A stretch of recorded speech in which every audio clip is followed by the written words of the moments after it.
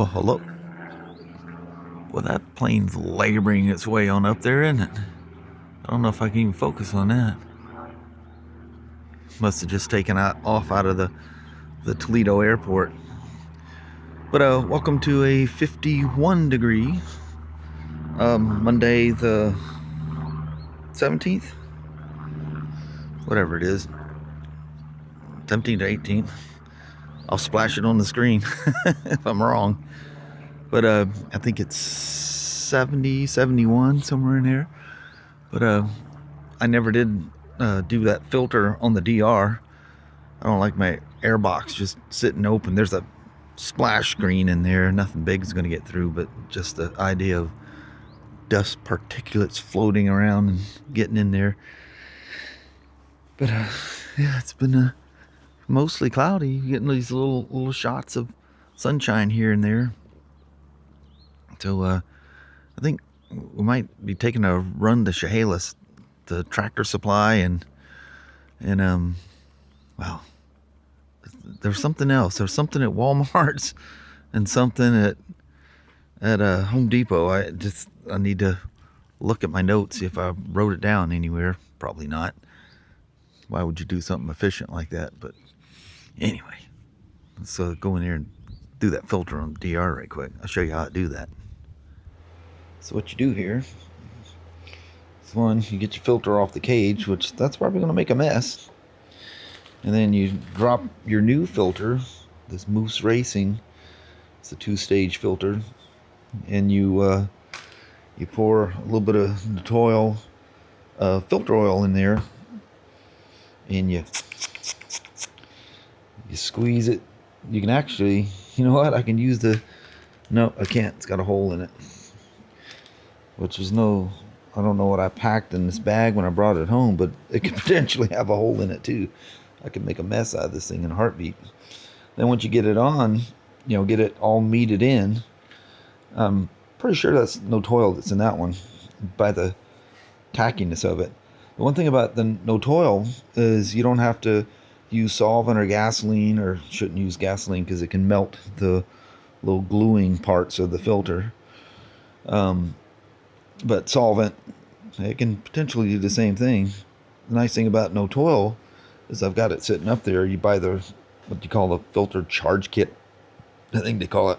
But it has a powder. It almost looks like a dishwashing stuff or laundry soap, or that kind of a powdery stuff. I just take a clean oil pan or some kind of a bucket, pour some warm water in there, sprinkle some of that in there, and it just melts the stuff off of it. Then you wash it out with Dawn soap, let it dry, apply the oil, put the rim grease around the perimeter here to make it sure nothing leaks through that, and click it into the bike.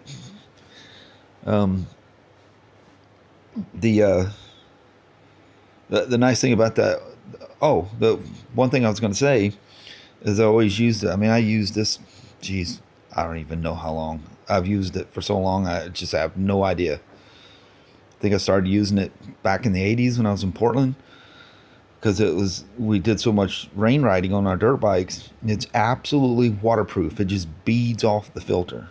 Just literally rolls right on. You just take this thing and pour it under water, and it just beads right off of it. And everybody's thought is, and you can't convince them when they see you use water and a additive to wash them out. He goes, well, you live in the Pacific Northwest. Why do you use something that's water soluble?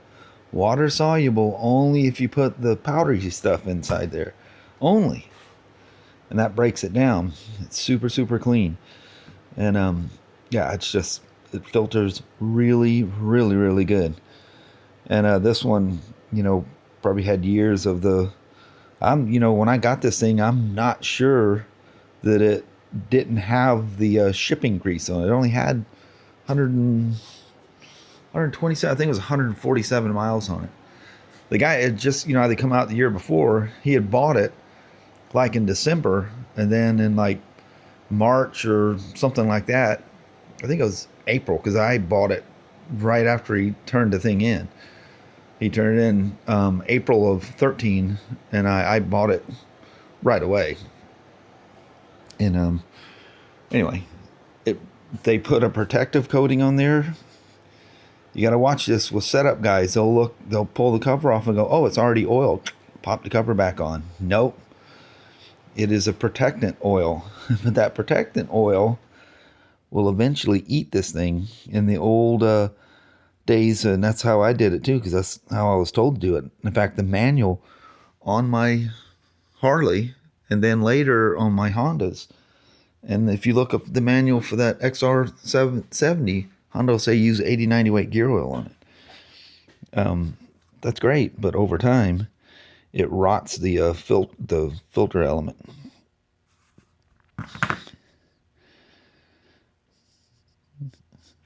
Yeah, that's no toil. Looks like I probably overdid it though. Anyway, this is junk. Well, I'll throw it in this bag and we'll throw it away. I'll wipe that thing down. I'm not totally sure, because no toil usually isn't so. Well, I guess it can, because BM or KTM uses it as well, which was great when we started doing KTM's in 03. It's when or Longview Motorsports became Pro Caliber. We also took on KTM. I was great. KTM's was really good with KTM's.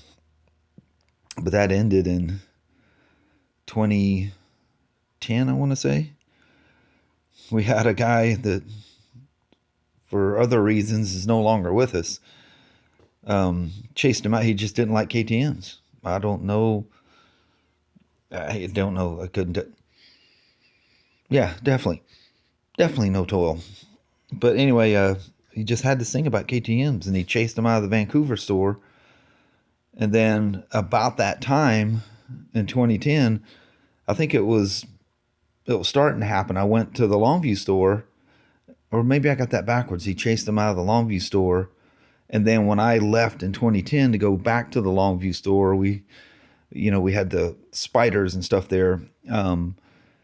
That's when we took on the Spyders. The Ben store took them on in 08 when he first came out. Then we took them on in 2010 when I moved down there, because I was doing so many at the Vancouver store. Well, then he went to the Vancouver store and chased them out of the Vancouver store. If you look back at really old videos, I had KTM's just literally lined up around my back, my bench area. People would come from all over to have me work on their KTM's. It's kind of the way that somebody, it's just like the Spyders. They figure out you can do something, and you tend to attract people. Anyway, let's bag this thing up and get some oil in it. I don't know how I'm going to turn the camera off because my hand's all wet with oil. I'll have the one-hander here. Just pour some of that in there. You don't know if that's enough until you start kneading it in. And just keep looking in the bag. And from time to time, you'll have to add a little bit more. I think my kid used that, because I never open a bottle like that, like ever. Good Lord, that thing took a lot of oil. That thing was crazy dry. So you just knead it around. Just make sure you see color going everywhere around. It's good and soaked. You squeeze it until you see it oozing out. You never want to wring them, though. Then you take this rim grease and go around the edge here. I'll show you what that looks like when it's done. I kind of do the same thing. It comes out, and I just keep going over it until it kind of sinks into that rubber. I mean, granted, the filter oil by itself is enough, most likely, to cover it, but it just puts that extra layer on there. And now you get your hands all dirty, you go in there and try to shove it in there. And weird thing about the DR filters is it doesn't have a nub that goes through the filter. It has a nub on this attachment that goes in there. And once it's in the hole, it's hard to find that thing. So you'll say a few choice words by the time you're done, but it all works out. There we are. Let's try a new filter. Let's get it in the bike. And that's a bigger filter, as they usually are, the aftermarket one. So it's harder to get it in there without making a mess. Let's see if I can show you what it looks like when it's in there. This has the nub that goes in the filter, but that's way in there. the pointy side goes first. I could see there was rim grease against the thing of the base of the airbox, so I was definitely using no toil on there. But anyway, it's tricky to get this in and that screw, because the screw wants to pop out. So you got to kind of, yeah, you usually say a few choice words. DRs are kind of one of those unique ones that's kind of tricky to get in. So I just kind of hold it. I want to try to keep the screw in there as I'm going in. But the problem is there's not enough room for your hand and this piece to go in there. I think I'll start off by not having the screw in there. But the trick is to find that hole that has to go in the back of that filter. And I mean, it can be tricky. You gotta find where the center is and meander up. I think I got it right there. Kind of mess around with this thing until you get it to seat in. Yeah, I think I got her. Now the trick is to get the screw in there without that thing popping off and falling out. Yeah, it could be tricky. So this is definitely going to take two hands. You stay there until I get done. That rim grease on that thing is almost not needed. That filter fits in there so tight because you have to push in so hard to get that thing to where you can put the screw in. But that's it. And you gotta let that thing air out. You can't like start it right away because it gases. I know, like at work on ATVs and stuff and KTMs, when people would bring them in for their services, you had to you couldn't fire the bike up right away afterwards because the gases, because it vents as it tacks up. When it tacks up, like I say, you can just pour a water hose right over it and it just falls off of it. Has an amazing coating on it. Anyway, there's a filter service 101 on an old DR. Well, this one's old, but you can still buy them brand new now. Same thing, just slightly different color. Alrighty. Boy, you can sure smell it. So. Well, there she goes. She got herself a early service item. That actually needed to be done the last time I did the service on it. This, if you buy two of these things, save both of your bags. If you're a racer or multiple ones, you pre-prep a filter, throw it in the bag, and then have the thing ready. When the one's dirty, just have one bag for your dirty filters. I was doing the filter on the dirt. Oh, it took you an hour. It took me an hour? Is that how long I've been messing around? Oh, okay. It's lunch time. Alright. Sasha, you goofball, I'm not doing no lawn. That's literally the only time she hides underneath that apple tree. It's when she thinks something's going to go on. She goes, Mom and Dad, they're roaming around in and out of that garage. So, I imagine we're probably going to drive to Chehalis in the old truck. That's always nice. Kelly decided not to go. So she came. She goes, you go do your Home Depot thing. I've been looking at an angle grinder, a Milwaukee M18 angle grinder. Been looking at this thing for a while. And so I knew we were coming this way. I thought, well, I'll look if there's any deals on it. Well, I basically got it for, well, there's different ways you can look at it. So it's $229 for it. And they got a special going on for $229 and a free 5-amp battery. That battery is like $180. So I ordered that kit, so I got a free $180 5-amp battery for it. So I said, you know what, that sounds good to me. So I threw it in the cart and ordered it. And there's this DeWalt light that I've been looking at for a while that I really like. People park so strange in the parking lot. Then they make you park strange, and then when you come back, they've left, and now you look like the oddball. Which someone probably did it to them prior to me. Hey, look, Cheech and Chong's back, but it's a different thing. It's not Cheech and Chong. It was a Prius last time. Guy must his mood, he just flips it out. Different ones. Anyway, we'll go grab that and look at this one DeWalt work light. If you haven't figured out, I'm kind of a flashlight freak, so anyway, let's dive in there and grab that stuff. We'll be back directly. That was super straightforward and easy. I didn't know they had locker boxes. I got the email and I walk up to the customer service and I show her the QR. As soon as I was showing her the QR code, I see locker box and I go, you guys have locker boxes? Yeah, sure. So she comes out, shows me how to do it. You just point the QR code at the little window there and it boop, reads it. She goes, well, it's right above your head. And she reaches right above my head and it goes, boom. Sure as the world, that door swung right open. She had some spring pressure on her. Man, it's just gorgeous out here. A little patchy, get a little cloudiness, then it goes back to sunshine. It's really nice. So this little work light I wanted, it's order only. They don't keep it in stock. He goes, well, it's like Amazon, you can get it in about a day. Yeah, I didn't notice that when I was looking at it online. I seen it and thought,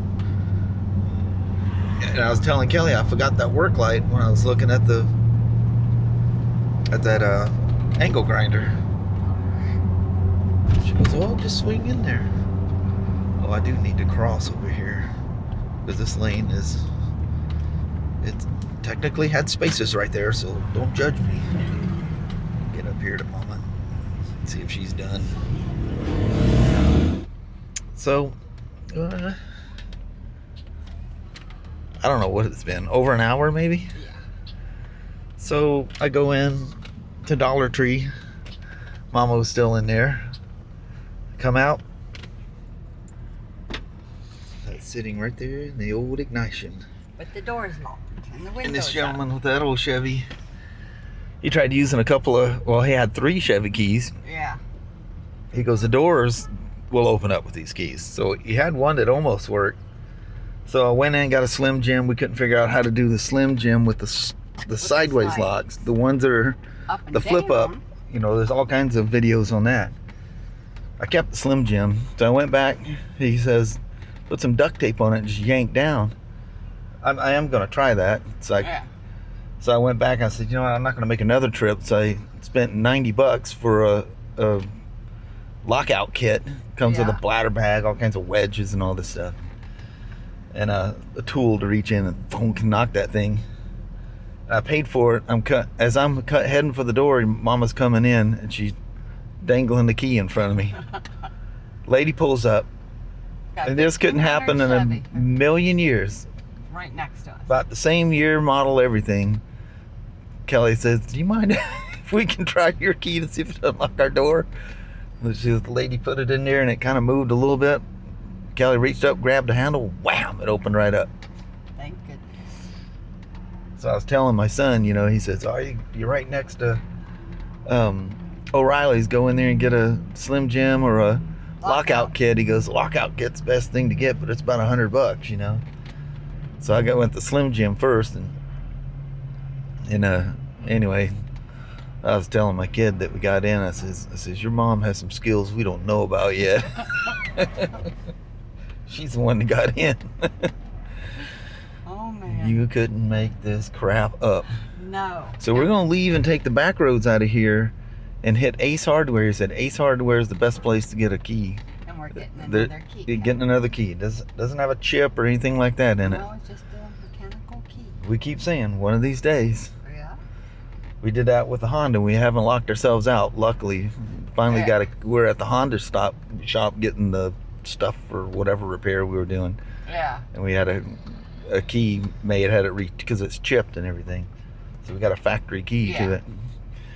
Well, we got 2 for that. So anyway, yeah, if I get home about time to take Sasha for a walk, and that'll be the end of the dadgum day. I know it. We gotta go. We still gotta hit Tractor Supply. Oh, geez, that's right. Yep. All right.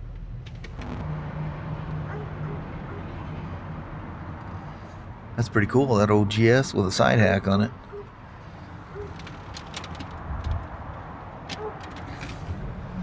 Stretch across the car. Telling you couldn't make this stuff up. That was my own fault. I get in all flustered. When I was in Home Depot, I was trying to look for a light and they didn't have it, and this guy, one of the guys there, was a little bit long-winded, so I'm trying to go because I want to go pick up the stuff that I ordered. And then after I picked it up, I'm like, geez, I gotta go hit the restroom. I didn't go before we left the house. So I thought, man, I can't walk back in there with all the stuff in my hand, because I think those things are locked up. They'll hold it for you at the checkout stand. So anyway, I just go out to the truck, and I was going to put it in the truck and go back. I said, I'll find something over there where Kelly's at, there at that little shopping center. So I'm sitting there and I'm just looking at text and different things my kid was sending stuff. And anyway, I was like, man, I gotta go. I need to go in there before she comes out. So I text her, asked, do they have a restroom in there? She goes, I'm not sure. I go, wow, I gotta go. So I jump out and I turn around and my wallet and phone are sitting here. So I go, geez, I just about forgot my wallet and phone. And I reach up, click the door, locked, and just walked off. Just having to go to the restroom just made me lose my mind. Forgot the keys. Yeah. Man, what a peaceful 70-degree evening. Look at that out there. Holy, oh.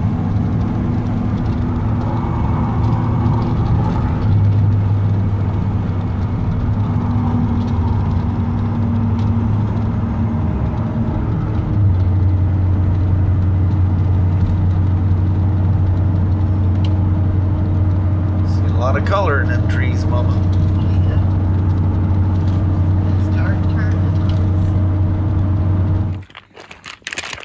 Look who followed us down here tonight. Jackie, it's not going that way. She goes all over the place, doesn't she? Yeah, like Look at that. First time going so far. in over 2 months. Good boy, Danny. Good boy. Then I'm coming. Mark this on your calendar. since July. Yeah, July 3rd. Well, hello there, YouTube. You made it safely home with no more key loss fiascos or anything weird like that. So that key must be chipped because the key's cut perfect. It just won't turn the ignition. Yeah, unlocks the doors, but... Yeah, but at least we have that. Yeah. So, crazy. I've worried about that. I used to worry about that with like I said, with the CRV till we got another key. But, all it takes is that one moment you're not thinking about it and you're in a rush for something. That's when you need to stop and go, wait. And I even preach that to people. Just take a minute, gather your thoughts, and do it to myself. But anyway, that was a fantastic third long weekend. I know. 4-day weekends, man. That was great. Those are really nice. So, we got just a 4-day work week this week, then a whole week. And then when we come home Friday, we need to be ready Saturday morning on the 30th to take off on our trip. Yeah. Hoping the weather holds out. Yeah. That would be a Have bummer. faith. Yeah. No whooping. Somebody's barking. That sounded like Danny. It did. But anyway, appreciate you guys hanging around with us. And from there, we're going to roll out. Alrighty, well, thank you guys so much for watching. We really do appreciate it. We will talk to you tomorrow. Same smoke time, same smoke channel. Don't forget to give your thumbs up. And you guys have a wonderful Tuesday or Wednesday. Heck yeah. All right. We'll see you in the morning. See you in the morning. All right. Thanks for watching. Bye-bye.